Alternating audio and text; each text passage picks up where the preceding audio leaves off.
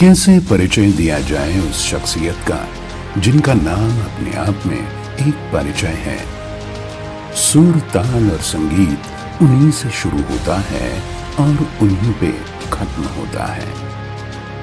एक आवाज जो भारतीय संगीत में शक्कर सी घुली हुई है, जिसके बिना बॉलीवुड संगीत अपूर्ण माना जाएगा। उनके स्वर बड़े, बूढ़े, नौजवान सभी के दिलों में बराबर धड़कते हैं। 30 भाषाओं में 34,000 से अधिक एकल, युगल और समूह गीत गाने वाली ईश्वर प्रदत्त वह आवाज भारत का एक अनमोल रत्न है। वह चमकता ध्रुव तारा कोई और नहीं, भारत की आन बान और शान, स्वर सम्राज्ञी, भारत रत्न लता मंगेशकर है।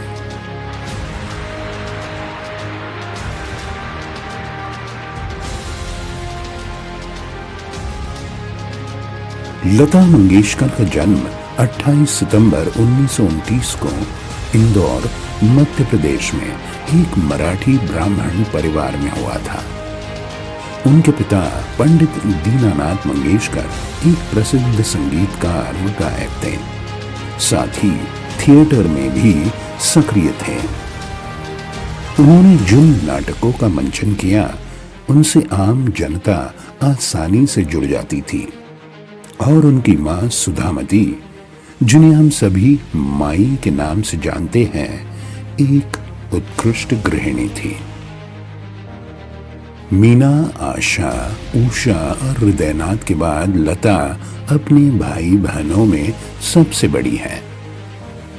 लता मंगेशकर को बचपन में उन्हें हेमा नाम से बुलाया जाता था, लेकिन बाद में उनके पिता ने एक प्ले भाव बंधन से प्रेरित होकर उनका नाम बदलकर लता रख दिया था और बाद में संगीत के क्षेत्र में इसी लता नाम ने एक नया कीर्तिमान स्थापित किया। दीदी के घर का वातावरण पूर्ण रूप से संगीतमय था। इसी वातावरण ने दीदी को संगीत के प्रति आकर्षित किया। वह संगीत से आत्मिक रूप से जुड़ने लगी थी।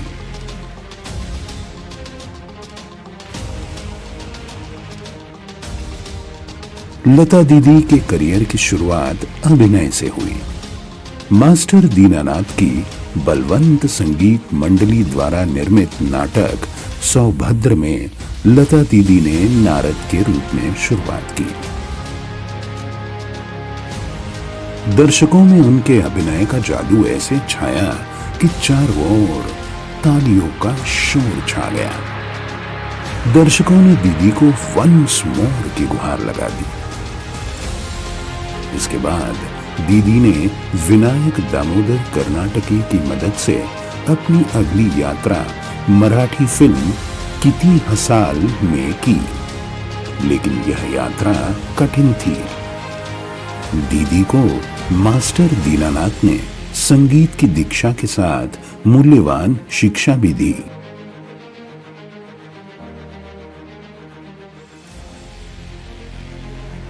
1941 में लता दीदी अपने पिता के साथ दिल्ली आकाशवाणी के निमंत्रण पर रिकॉर्डिंग करने के लिए गई थी। इससे पहले वह लगातार मास्टर दीनानाथ से संगीत की शिक्षा ले रही थी। आकाशवाणी पर उनका पहला प्रदर्शन राग खंबाटा था, जिसमें अली रे ने सारी रैना का पद गाया। कुछ समय बाद मंगेशकर परिवार सांगली से पुणे चला गया। यहां भी मास्टर दीनानाथ लता दीदी को पढ़ाते रहे। एक बार जब उन्होंने दीदी का गाना सुना तो कहा कि अब मेरी चिंता दूर हो गई। इस लड़की का भविष्य उज्जवल है।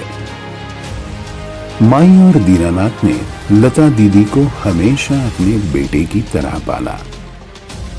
दीदी की उम्र महज 13 वर्ष की थी जब 24 अप्रैल 1942 को मास्टर दीनानाथ का निधन हो गया और अचानक पूरे परिवार की जिम्मेदारी लता दीदी पर आ गई। लेकिन दीदी की उम्र छोटी थी, इरादे नहीं।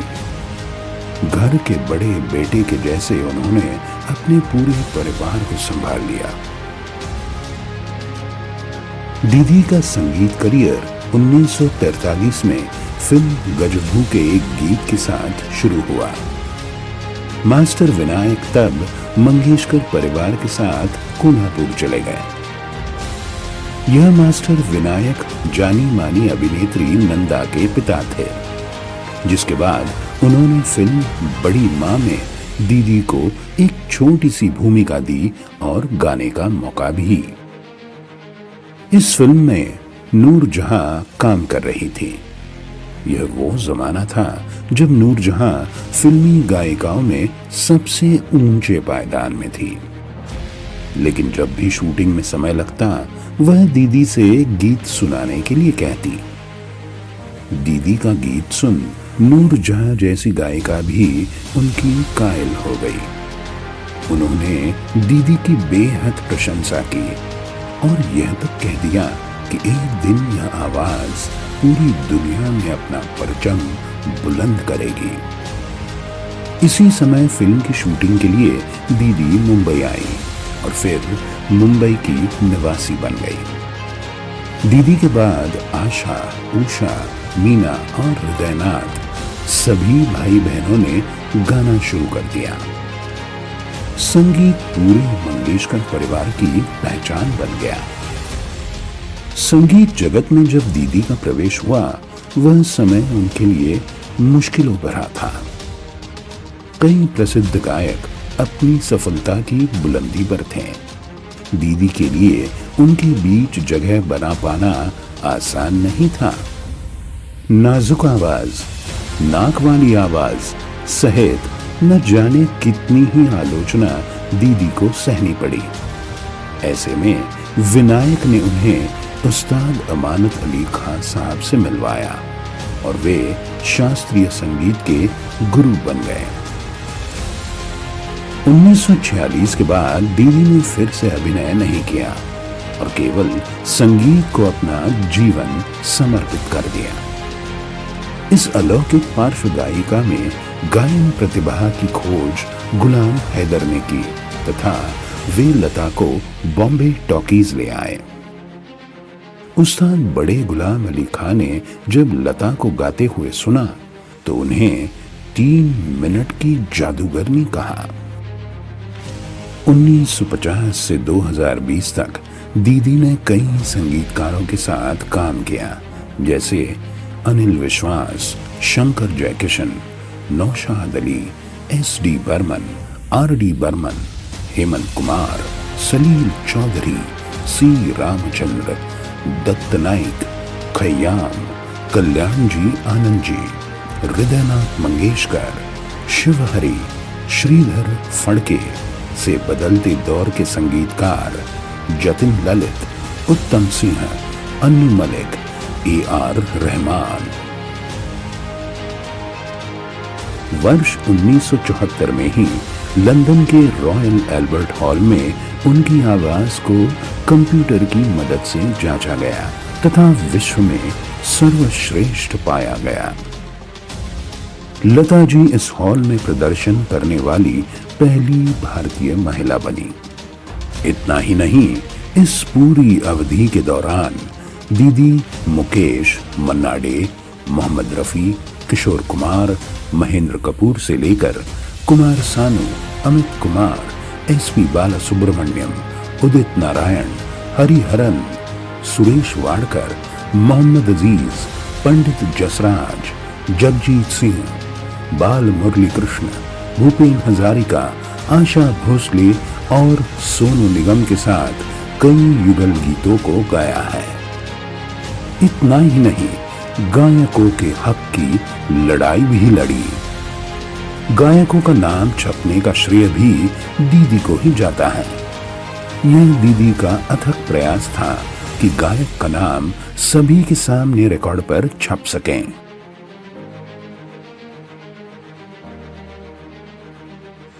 1963 में ऐ मेरे वतन के लोगों गीत जब दीदी ने गाया, तब उस गीत का एक एक शब्द वतन के रखवालों की कुर्बानी का दर्द उनकी आवाज के दर्द के साथ हवा में घुल गया। जहां जहां तक आवाज पहुंच रही थी, हर दिल को वह दर्द महसूस हो रहा था। दीदी के गायन का ही कमाल था कि वहां मौजूद तत्कालीन प्रधानमंत्री जवाहरलाल नेहरू की आंखों में आंसू आ गए। कवि प्रदीप द्वारा लिखा और सी रामचंद्र द्वारा संगीतबद्ध किया यह गीत पहली बार 27 जनवरी की शाम को नेशनल स्टेडियम में प्रस्तुत किया गया था। स्वर सम्राज्ञी ने अपनी आवाज से पूरी दुनिया को बता दिया था कि यह उदय है एक महान गाथा का। कौन जानता था कि दीदी की आवाज पाकर यह गीत वंदे मातरम जैसा भारतीय संगीत की पहचान बन जाएगा और हर भारतीय के दिल को छू जाएगा।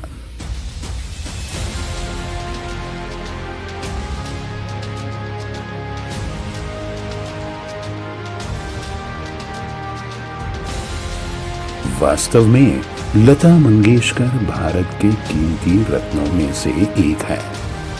इस रत्न को भारत में सर्वोच्च सम्मान भारत रत्न के साथ साथ पद्म भूषण, पद्म विभूषण, दादा साहेब फाल्के पुरस्कार, NTR राष्ट्रीय पुरस्कार, महाराष्ट्र भूषण पुरस्कार, ANR नेशनल अवार्ड से नवाजा जा चुका है।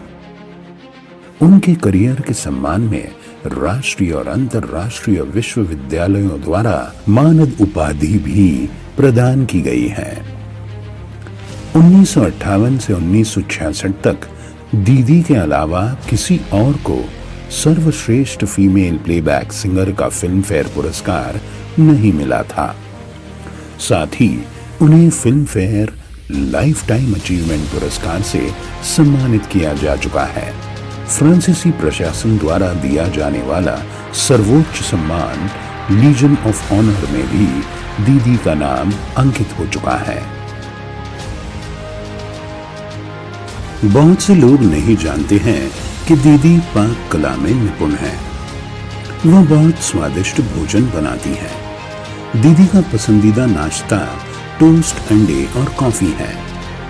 साबूदाना खिचड़ी और गन्ने का रस भी दीदी को उतना ही प्रिय है। खरबस, जलेबी, कबाब और बिरयानी दीदी के पसंदीदा व्यंजन हैं। वह विशेष रूप से मसालेदार भोजन और मिर्च पसंद करती हैं। उनके कुछ पसंदीदा व्यंजन कोल्हापुरी मटन और सब्जियां हैं। दीदी का कहना है कि उनकी दादी और माँ ने उन्हें खाना बनाना सिखाया। गीतकार मजरू सुल्तानपुरी की पत्नी ने उन्हें मुगल खाना और उसमें केसर का इस्तेमाल करना सिखाया। दीदी ने बनाया हुआ मटन पसंदा और धनिये वाला मटन आज भी घर में अत्यंत विशेष है। दीदी ने बड़े उत्साह के साथ दुनिया का दौरा किया। उन्होंने बहुत सी यात्राएं की। दीदी ने देश और विदेश में कई संगीत कार्यक्रम किए। लंदन उनकी खास पसंदीदा जगह है। वहां 1974 में दीदी ने रॉयल एल्बर्ट हॉल में एक भव्य रंगारंग संगीत कार्यक्रम किया। तब से उन्हें लंदन से प्रेम हो गया। उसके बाद उन्होंने USA, कनाडा, कैरिबियन और फिजी में कई संगीत कार्यक्रमों में शिरकत की। गायन और पाक कला ही नहीं, एक और हुनर है जिसमें दीदी ने महारत हासिल की है। यह कला दीदी के दिल के बेहद करीब है। वह है फोटोग्राफी। दीदी के गायन के बारे में बात करना सूरज को दिया दिखाना होगा। उस गौरवशाली नाद ब्रह्म के बारे में क्या और कैसे बात करनी चाहिए जिसने हर भाव को एक लीला बना दिया है। दीदी ने अपने गीत में हर भावना को व्यक्त किया। दीदी का गायन व्यापक है। दीदी का गीत जीवन में किसी भी अवसर के लिए उपयुक्त है। जो भी आवाज का गहरा जादू, भावनात्मक, शब्द आधारित, रसपूर्ण गायन के कंपन का अनुभव करना चाहते हैं, उन्हें दीदी के गीत सुनना चाहिए। दीदी ने 7 दशकों तक केवल अपने गीतों से दुनिया भर के दर्शकों को मंत्रमुग्ध किया है। भारत की स्वर कोकिला कही जाने वाली महान विभूति को अनूठे शब्दों में समेटा जाए। दीदी की मधुर आवाज आपके कानों को मिश्री से मीठे रस से भर देती है। आवाज इतनी सच्ची है कि सीधे दिल पर वार करती है। उनकी आवाज संगीतकार के विचार को इतनी सहजता और सक्षम रूप से प्रस्तुत करती है कि हर कोई चकित रह जाता है। लता जी के और नए गाने सुनने के लिए हम सभी बेकरार हैं और उम्मीद करते हैं कि जल्द ही हमें उनका कोई नया गाना सुनने को मिलेगा। लता मंगेशकर दुनिया की एक ऐसी कलाकार है जिनके जैसा न कोई पहले हुआ है और न संभवतः हो सकेगा। हमारे सबकी प्रिय भारत रत्न सदैव सूरज की भांति चमकती रहे। लता दीदी की आवाज हमारे देश का प्राण है, अभिमान है। दीदी की आवाज, उनकी उपलब्धियां और उनकी संगीत यात्रा हम सभी के लिए बहुत प्रेरणादायक है। भारत रत्न लता मंगेशकर को उनके जन्मदिन के अवसर पर आकाश भर बधाइयां।